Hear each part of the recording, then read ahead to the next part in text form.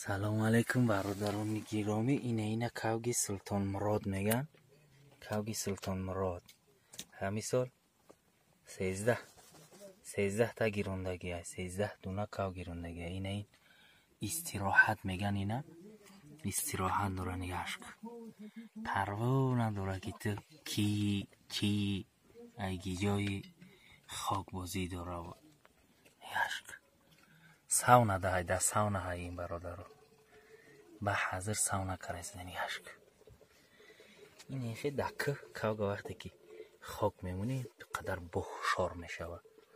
بعدی برآمدش این استراحت میگن. استراحت ساونا ده های استراحت کنه که شیره کنار خاکتای تفکه. اینه کاوگی سلطان مراد میگن. استراحت داره خاکوی.